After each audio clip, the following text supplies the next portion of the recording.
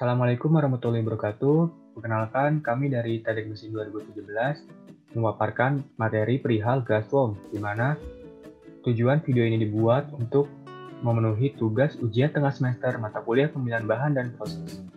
Kami terdiri dari 7 mahasiswa utama, yaitu ada Bagus Samudra Pengali, Bramandika Augustiantio, Dava Risaldi, saya sendiri, Dava Surya Putra, Deva Muklis Fauzi, Devidian Destiawan, dan Muhammad Aditya Arta Prasmata. Kami dari Teknik Mesin 2017, Universitas Singapura Bangsa Karawang. Berikut adalah poin-poin yang akan dibahas di video ini. Yang pertama itu ada dasar teorinya, yang kedua struktur material dari glass foam-nya, yang ketiga itu material properties dari glass foam-nya, yang keempat itu ada proses manufaktur glass foam-nya dari limbah glass, kemudian dipecahkan, dilebur hingga menjadi glass foam yang dapat digunakan. Nah, yang poin kelima itu ada proses pengujian glass foam-nya. Poin keenam, kelebihan dan kekurangan si glass foam tersebut. Dan yang terakhir yaitu aplikasi penggunaan glass foam di dunia.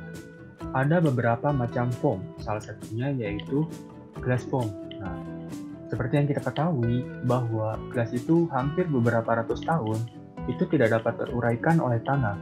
Salah satu cara untuk mengatasi tersebut yaitu dengan merecycle glass tersebut menjadi bentuk foam. Salah satunya seperti ini, yaitu glass foam macamnya. Nah, glass foam itu juga bisa disebut dengan cellular glass, yang mana merupakan glass yang memiliki porositas yang tinggi dan adanya penambahan gas atau zat penghasil gas untuk membentuk pori. Bahan baku untuk pembuatan foam glass ini menggunakan bahan baku glass, fly ash, dolomite sebagai foaming agent. Nah, glass itu didominasi oleh beberapa komponen, yaitu 65-73% silikon dioksida, 14-18% natrium oksida, 6-10% kalsium oksida. Nah, seperti contoh, foam glass itu pada bahan bangunan, di mana itu memiliki bobot yang ringan, memiliki sifat insultasi termal, dan memiliki kekuatan yang tinggi. Di sini saya akan menjelaskan tentang struktur material dari glass foam. Glass foam mengembang dan struktur menjadi seperti busa akibat proses sintering. Pada proses sintering, butiran kaca cukup lunak untuk menyatu sehingga campuran tersebut mengeluarkan gas yang terperangkap di dalam struktur, hingga membentuk sel tertutup. Ini terjadi karena suhu sintering tertentu dan jenis material penambah yang dipakai.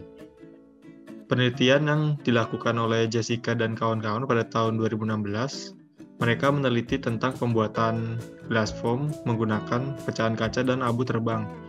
Didapat struktur glass foam pada perbesaran 100 kali. Di bagian atas, yaitu struktur glass foam yang dihasilkan dengan komposisi glass powder pada penambahan 45% fly ash dengan perbesaran 100 kali. Lalu di bagian gambar yang bawah adalah struktur glass foam yang dihasilkan dengan komposisi glass powder pada penambahan 60% fly ash dengan perbesaran 100 kali. Gambar tersebut adalah struktur foam glass dengan penambahan abu terbang hingga terjadi rongga-rongga udara karena proses sintering. Untuk penambahan bahan abu terbang, semakin banyak abu yang ditambah maka semakin meningkat compressive strength. Berikut yaitu merupakan material properties glass foam. Yang pertama itu density. Density itu merupakan satuan massa.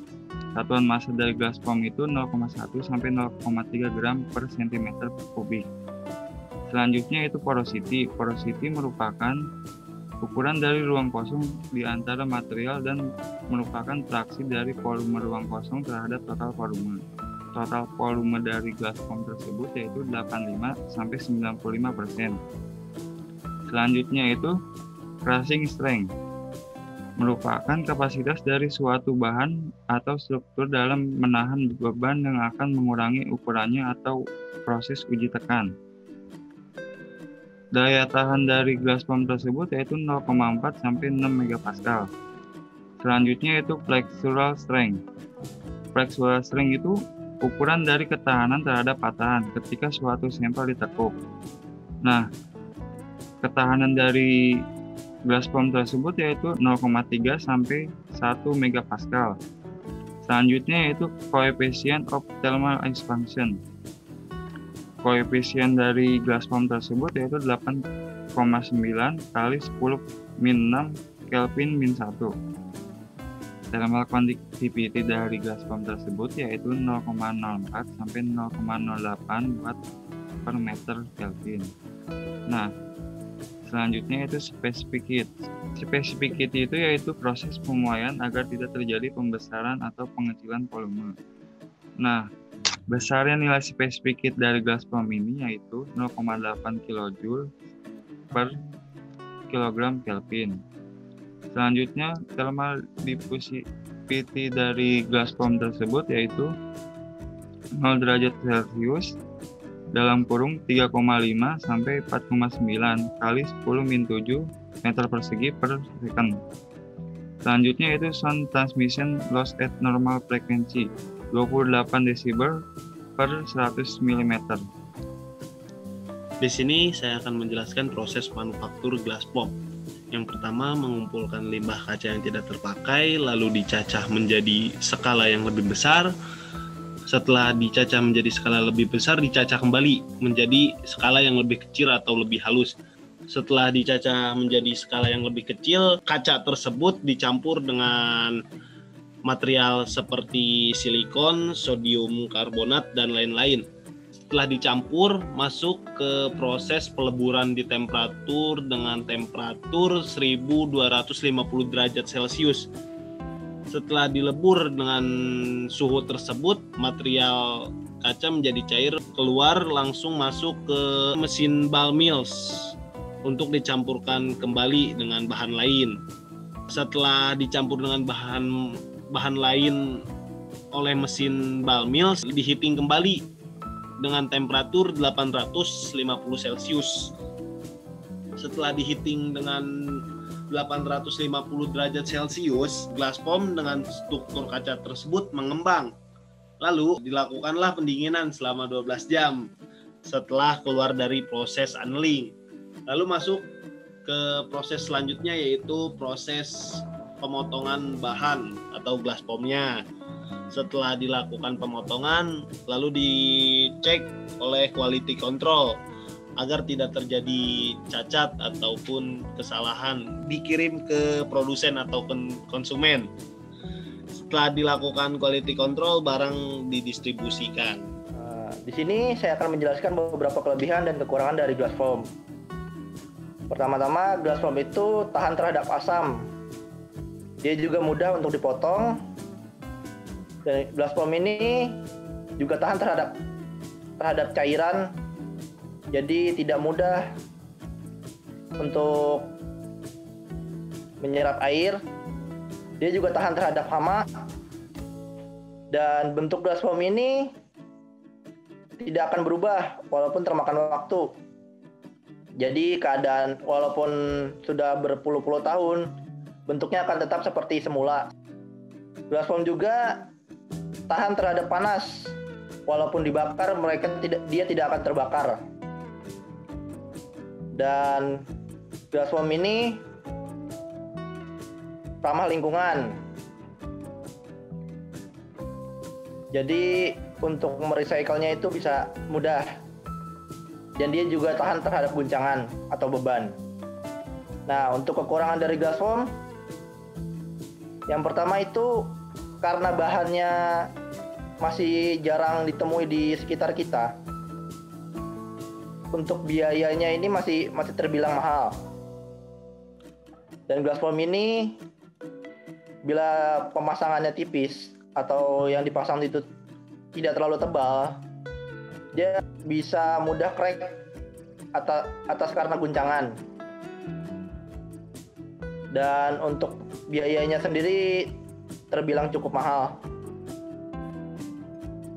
Penelitian yang dilakukan oleh Jessica dan kawan-kawan pada tahun 2016, ia menambahkan glass powder 35-45%, menghasilkan penurunan nilai porositas yaitu 62,58 sampai dengan 58,73%. Hal ini dikarenakan ekspansi gas yang terjadi pada saat proses foaming mempengaruhi pori yang dihasilkan tingkat dense material.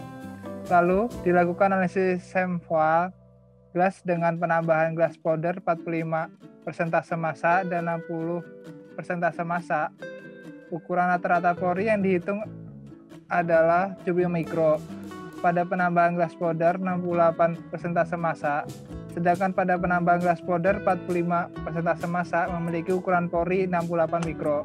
Ukuran pori yang dihasilkan menentukan nilai porositas yang dihasilkan dan mempengaruhi nilai compressive strength yang dihasilkan. Pada penambahan dolomite 0% massa pada kode sampel A dan 4% massa pada kode sampel B menunjukkan terjadi deformasi. Hal ini dikarenakan pada penambahan dolomite 0% massa dan 4% massa menyebabkan perkembangan gelembung pada glass melt. Berbeda dengan adanya penambahan dolomite 8, 12, 16, dan 20% massa menghasilkan foam glass dalam bentuk silinder dan tidak terjadi deformasi. Penambahan dolomite 8 dan 12% massa mengalami peningkatan bulk density yaitu 1,041 sampai dengan 1,080 persentase massa.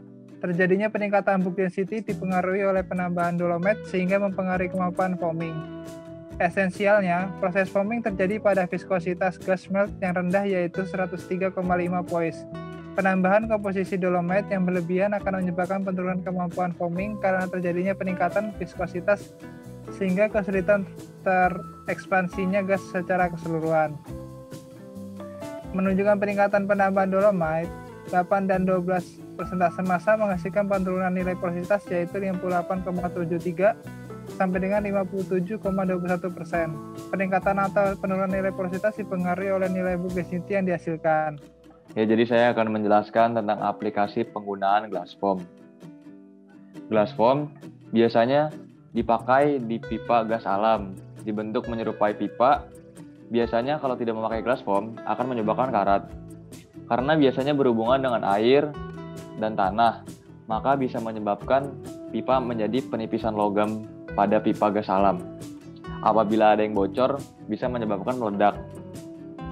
Glass foam juga biasa digunakan untuk LNG atau gas alam. Gas alam untuk yang penampungan seperti tank.